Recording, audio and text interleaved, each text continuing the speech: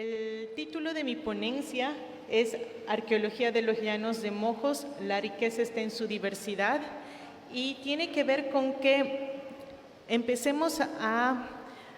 ver que este paisaje, que a veces parece muy homogéneo, es completamente diverso en los Llanos de Mojos. Es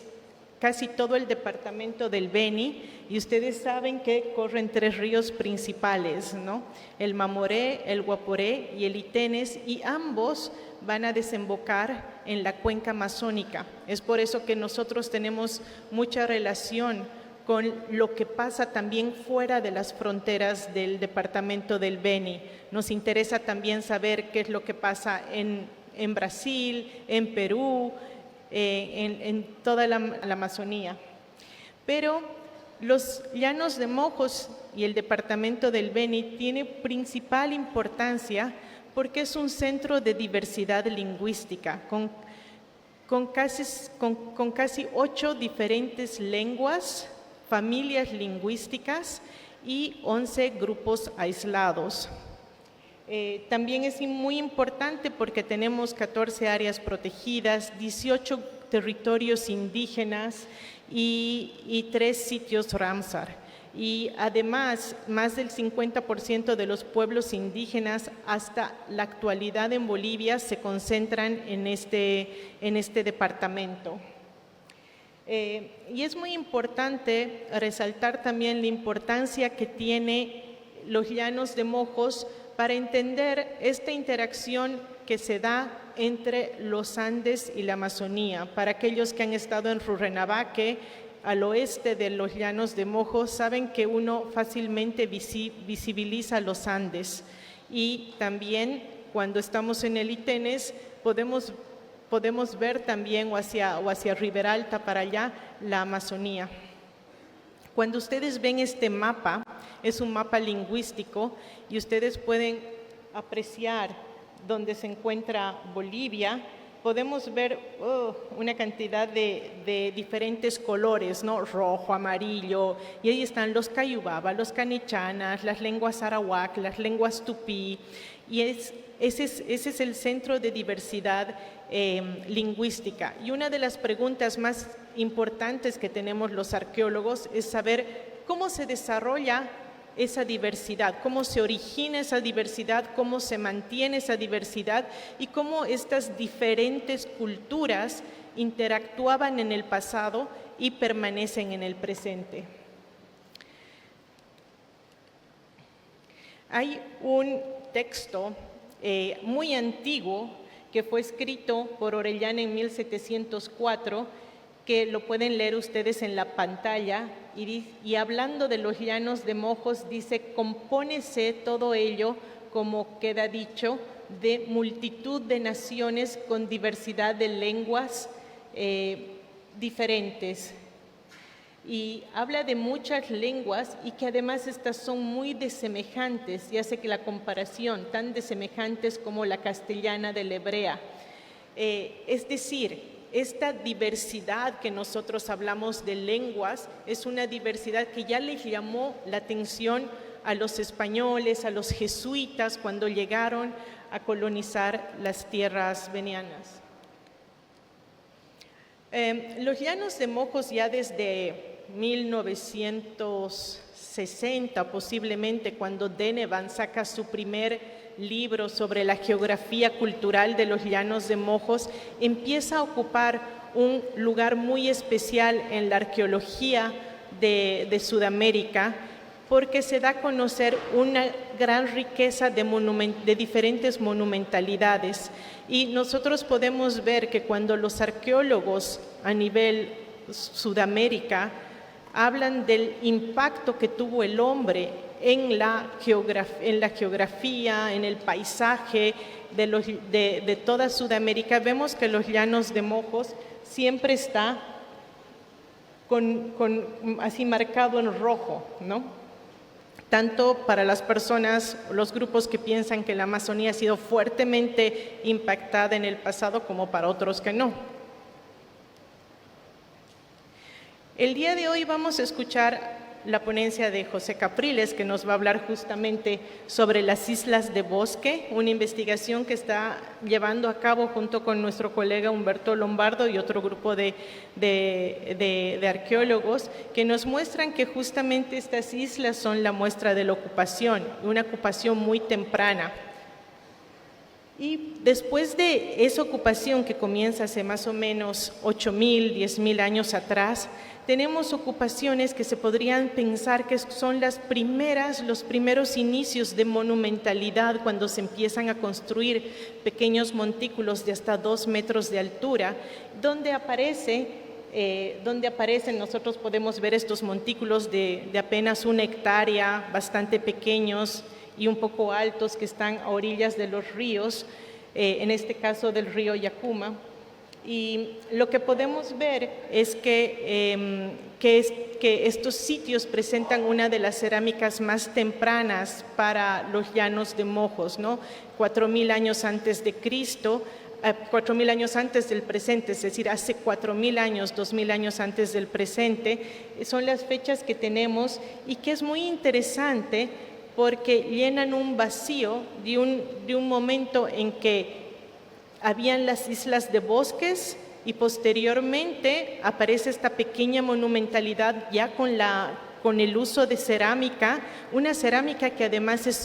es bastante diversificada en las tecnologías, ¿no? Utilizan diferentes tecnologías, con arena, con cauchí, con cariapé, es decir, la gente ya hace 4.000 años tenía diferentes formas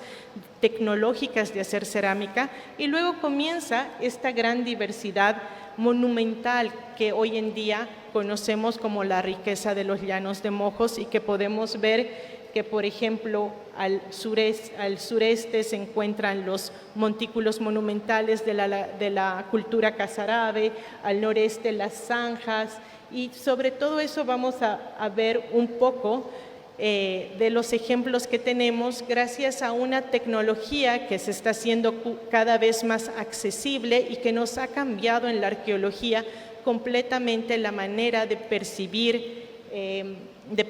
los sitios, ¿no? Es la tecnología LiDAR que nos permite hacer como un escaneo de la superficie del terreno, y nosotros podemos ver qué se esconde debajo de la floresta.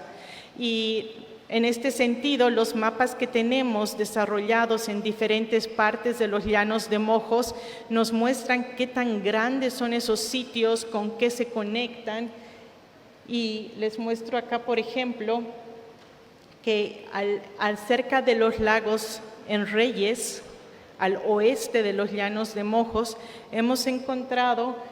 una gran cantidad de diferentes obras que todavía no conocíamos, como por ejemplo estas aldeas que son en una plataforma circular, que la pueden ver en la pantalla, y también muchos montículos agrícolas con plataformas cuadrangulares que eran los lugares donde la gente habitaba, y estamos hablando de cientos de montículos agrícolas. Y cuando vamos hacia Exaltación, donde también hoy vamos a escuchar cerca del río Yacuma una ponencia de nuestro colega John Walker, podemos ver que se encuentran grandes plataformas elevadas de cultivo relacionadas a unas islas, y en esas islas la arquitectura de los pueblos que estaban viviendo en esas islas de bosque es algo muy particular, porque tenemos estas aldeas rodeadas por zanjas y que tienen una construcción de plazas en U, ¿no? Y aquí en este ejemplo, por ejemplo, se pueden ver 2 de ellas. También ahí tenemos el Cerrito, que es un punto, el único punto que nosotros hemos visto que tiene piedra, como la última estribación del escudo brasileño, donde también se ha encontrado arquitectura de piedra, y que tiene una visibilidad impresionante de la pampa, ¿no? Entonces, como lugares de control. Al noreste, o sea, cruzando el río Mamoré hacia el otro lado, en la provincia de Litenes, También se han llevado a cabo prospecciones arqueológicas utilizando esta tecnología LIDAR, y ahí hemos encontrado, hemos podido ver la densidad de sitios altamente de aldeas que están rodeadas de estas circunferencias que ustedes pueden ver en la pantalla, a veces de un anillo o de 2 anillos, y si ven en el mapa, a lo largo del río San Martín tenemos varias aldeas rodeadas de círculos. Y eso es muy importante porque son de los sitios que están mejor conservados en la provincia Itenes y que también cubiertos por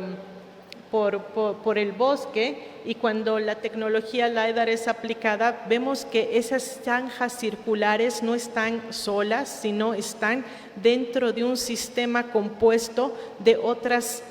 zanjas de protección, donde los sitios arqueológicos pueden llegar a ser tan grandes como más de 230 hectáreas, que digamos que es un tamaño parecido al de los montículos más grandes del sureste de los llanos de Mojos, como la Loma Cotoca, que vamos a ver a continuación. La pregunta más importante, digamos, ¿no?, sobre a quién pertenecían estos sitios, quién los hizo, en qué momentos los hizo, comienza con pequeñas excavaciones arqueológicas que hacemos, que a nosotros nos permiten, uno, conocer el material cultural, la cerámica relacionada con estos sitios, también fechar, saber de cuándo han sido estos sitios ocupados y conocer un poco sobre la dieta de los habitantes, las tradiciones que ellos tenían. Y por eso no solamente es importante que nosotros conozcamos los sitios prospectando, haciendo muchas prospecciones utilizando la tecnología LiDAR, sino también excavando estos sitios. Y de estos sitios, digamos, al sureste, voy a dar algunos ejemplos de excavaciones que hemos hecho que nos pueden brindar un panorama mucho más claro sobre estas culturas. Por ejemplo, para el caso de la cultura casarábe, que está en toda la región sureste de los llanos de Mojos, es decir, más de 350 montículos que son la cultura casarábe. Ahí tenemos que la prospección LiDAR se hizo en esos pequeños cuadrados grises que ustedes pueden ver, y ahí se han encontrado por lo menos 4 diferentes categorías de sitios que necesitan ser protegidos. Uno de ellos, de acuerdo al grado de monumentalidad, por ejemplo, es la loma Landívar. Esta loma es tan grande, el anillo exterior, el más grande que tienen ustedes, que encierra esta loma, es del tamaño de la circunvalación de la ciudad de Trinidad. Por eso es que se le llama baja densidad de urbanismo, ¿no? Porque es realmente un anillo que encierra más de 300 hectáreas, 315 hectáreas, y nosotros podemos ver cómo están estos sitios interconectados por caminos, por canales a otras estructuras. Al lado tenemos la Loma Cotoca, que es una loma bastante grande, no tan grande como la Landívar, pero también con monumentos sobre la plataforma que son muy altos. Tienen una pirámide de hasta 22 metros, y eso es lo que llama de alto, 22 metros de alto, y eso es lo que llama mucho la atención, saber que sobre esas plataformas se van construyendo como algunos elementos arquitectónicos de una arquitectura cívico-religiosa posiblemente. Entonces aquí nosotros hemos podido ver que hay, por ejemplo, como un patrón de Plaza Zenú, pirámides bastante altas, canales, diferentes obras arquitectónicas o esa infraestructura característica de una ciudad. En este caso, como ejemplo, la loma de El Cerrito, que se encuentra pasando Casarábe, en la comunidad del Cerrito, podemos ver que sobre una plataforma bastante alta, de unos 5 metros de alto. Se han construido monumentos arquitectónicos también, como una pirámide de 18 metros, diferentes otros montículos. Y es muy interesante que estas plataformas están alineadas, y estas alineaciones coinciden con las alineaciones de los entierros que hemos encontrado en la Loma Salvatierra. Es decir, la gente estaba planificando constantemente la construcción de estas plataformas, y no era algo que estaba dejado o dado a que se vaya ampliando cada año. Y todos estos grandes pueblos estaban interconectados por caminos y canales que iban a otros tipos de sitios un poco más pequeños, que podrían haber sido sitios de control o otro tipo de sitios que recién vamos a investigar para saber cómo es que la gente ocupaba ese gran espacio, ¿no? Cuáles eran los lugares que dedicaban a la agricultura, etcétera. Y también tenemos muchos ejemplos de reservorios de agua. Ustedes saben que en los llanos de Mojos se seca, el clima es bastante seco, después de la época lluvia viene la época seca, y eso causa muchos problemas en la Pampa, pues la gente hace más o menos 1000 años estaba realizando estos reservorios, estaba cavando, creando estos reservorios de agua para tenerlos. Y de todos esos más de 350 sitios arqueológicos que conocemos, hasta ahora se han investigado solamente 3, que están cerca del pueblo de Casarabe, y por eso a toda esa parte sureste se le puso el nombre de la cultura Casarabe. Una de ellas es la Loma Mendoza, que es una loma que ha sido cortada por la carretera a Santa Cruz en los años 70 y que nos ha demostrado que todos estos montículos son construcciones de plataformas, construcciones arquitectónicas donde la gente ha ido realizando modificaciones, remodelaciones durante alrededor de 1000 años. Desde el 400 después de Cristo hasta casi el 1400 después de Cristo. Y lo que también hemos aprendido es que estas partes que la gente le llama lomas, estos lugares altos, eran lugares como estas plazas en donde la gente se reunía para hacer festividades, y donde también utilizaba una cerámica decorada bastante linda, toda pintada, que es la que ustedes pueden ver en el Museo Kenneth Lee. Y también hemos aprendido mucho de los entierros, de la información que nos dan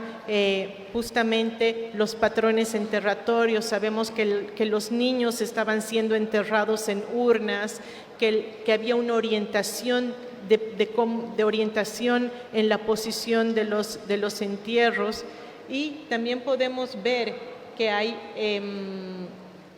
personajes especiales.